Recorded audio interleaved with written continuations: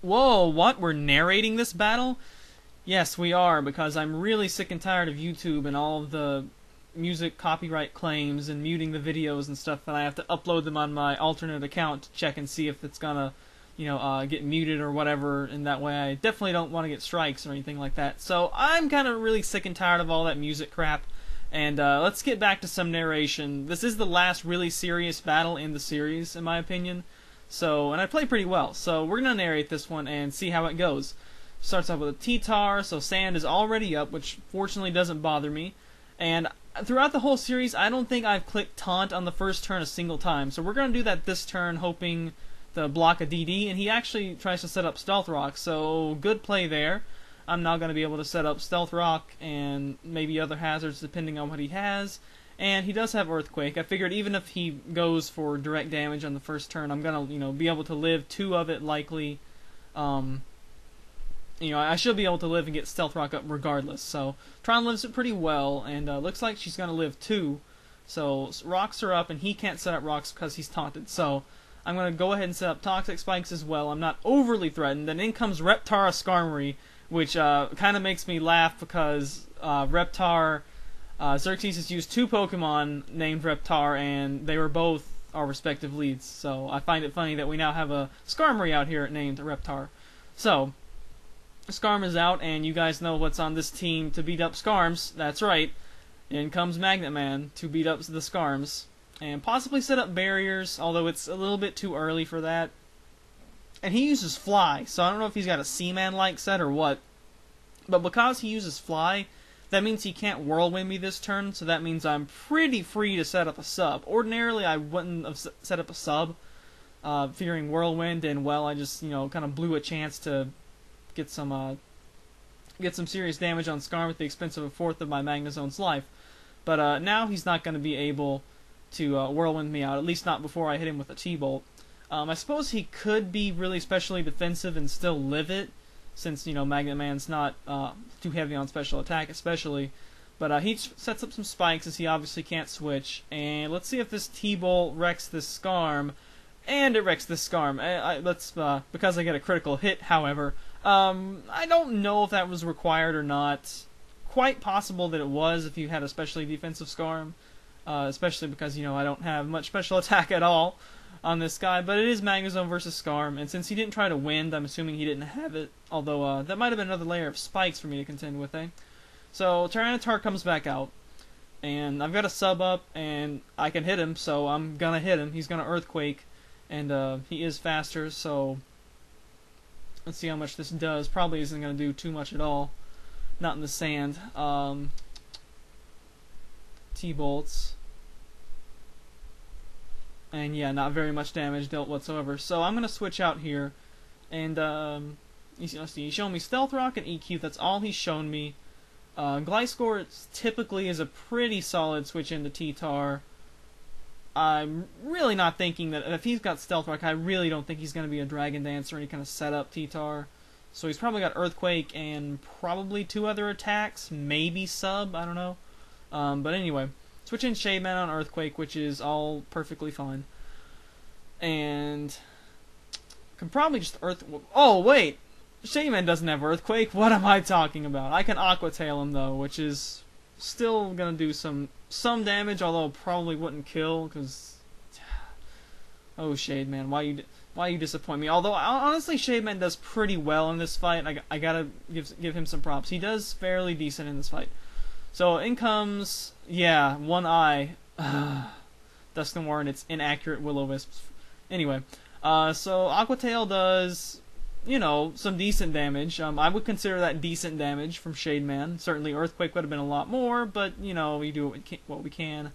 And he is poisoned. He's not toxic, though. So, I don't really want to go to anyone to take a burn. If anyone wants to get burned, clearly Shade Man wants to get burned because he was able to hit Will-O-Wisp on him. And he's really low right now, and Poison's going to put him back even lower. But Shade Man has a lot of HP, and I do not want him really to Pain Split. So think about who to go to eat a Pain Split. And I think Lucario probably has the lowest HP total on the team, since, he's the only one who's not built defensively. So I sent in Luke. and see what move he wants to do. Maybe an Ice Punch. That's another consideration I had. He actually has Shadow Punch, which is kind of cool. Lucario is able to live that pretty well as well. And can threaten back here with either a Shadow Ball or a Bullet Punch, either of which should kill at this point. Bullet Punch would be useful if he wanted to sneak, but given that he already showed me Shadow Punch, I really doubt he has Shadow Punch and sneak. And there I got an unnecessary crit. So that's I guess that's one I won't be able to get later in theory, eh? See what it brings in next. And I think he brings T-Tar back in, which seems a little bit strange. It's got Stealth Rock, so it's not going to be a Scarf T-Tar. I'm not really afraid of that. Although I still can spend a little bit of time here considering Bullet Punch, just in case it is. Yeah, no, he switched moves, so he can't be Scarfed. Anyway, ultimately I just try to decide, do I want a close combat for the sure thing? Do I want a Bullet Punch and probably kill? Or do I want a Focus Blast for killing and not dropping my defenses? So ultimately I decide, let's just go with the sure kill and sacrifice my defenses. Sends in a Lucario of his own, breaks a Sash if he had one with Stealth Rock. And I don't really want to go to anyone and let him set up a Swords Dance, so just in case he does Swords, I'm going to stay in close combat. And he actually Extreme Speeds, so Crashman's dead right here. And Crashman's not dead right here because he doesn't have crappy defense IVs and is able to live that Extreme Speed and kill back with a close combat. So that was huge. I was very glad to get his Luke out of the way. Almost at the expense of mine. So in comes a Cacturn, and ordinarily Lucario would live Sucker Punches just fine, but I think that one's gonna deal at least 2 damage. So he has 1 layer of spikes up, so if I switch Luke out, it's just gonna be death fodder at this point. I think I'd rather just go ahead and Bullet Punch and get some damage on there. Life Orb will take me down, and he does in fact Sucker Punch, so at least I get to see that he used it. And here I'm going to make some sort of little pivoty switch, which is probably unnecessary, just for additional poison damage. Oh, it's because I'd like to go to Shade Man to kill him, but with Aerial Ace, but even at that low hit points, and Cacturn is not very defensive at all, Shade Man's burned, so he already sucks, and now he sucks even more. So I bring in Wave Man, go for Protect to poison stall him out a bit more. See that he uses Brick Break, so that means I'm pretty safe to switch in Shade Man, who will take how much he's going to take. He's got 310 right now, and he goes down to 289. So he took very little from that. Actually gained 1 hit point. Well, gained 1 hit point off that attack before burn factored in. But I think even Shade Man will be able to kill at that much hit points, and he actually missed the Sucker Punch there off Sandvale, which was more funny than anything, wouldn't have done much. Sends in Heatran, and I've got the only Gliscor in the world that doesn't have Earthquake, so I got to Aqua Tail it instead.